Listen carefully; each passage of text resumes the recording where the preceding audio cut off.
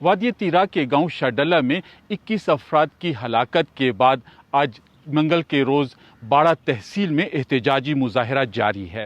یہ احتجاجی مظاہرہ خیبر چوک پر کیا جا رہا ہے اور اس میں بڑی تعداد میں لوگ موجود ہیں۔ ان میں منتخب نمائندوں کے علاوہ دیگر علاقوں سے بھی لوگ آئے ہیں۔ یہاں پر مقامی لوگوں کا کہنا ہے کہ اس واقعے کی تحقیقات مکمل ہونی چاہیے۔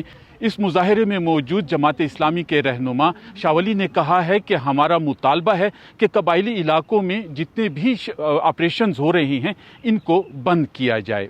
یہ واقعہ اتوار اور سوموار کی درمیانی شب پیش آیا جب وہاں سے مقامی لوگوں نے بتایا کہ بڑے پیمانے پر دھماکے ہوئے ہیں۔ ان دھماکوں کی آوازیں دور دور تک سنی گئی ہیں۔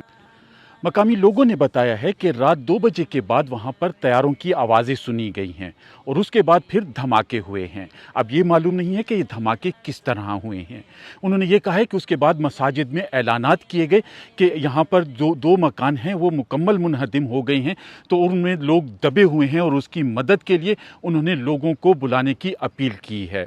اس دوران وزیر اعلیٰ نے آج صحافیوں سے بات چیت کرتے ہوئے کہا ہے کہ جو سیکیورٹی فورسز کے آپریشنز ہو رہے ہیں تو یہ ان کا قانونی اور آئینی حق ہے اور وہ اس کو کر سکتے ہیں، اس کی روک تھام مشکل ہے، لیکن انہوں نے کہا ہے کہ اس میں جو کولیٹرل ڈیمیجز ہوتے ہیں یا جیسے ان لوگوں کا نقصان ہو رہا، عام شہریوں کا نقصان ہو رہا ہے، تو وہ قابل قبول نہیں ہے۔ انہوں نے یہ تجویز بھی دی ہے کہ اس طرح کی یہ کارروائیاں اس مسئلے کا حل نہیں ہیں، اس کے لیے مذاکرات ضروری ہیں۔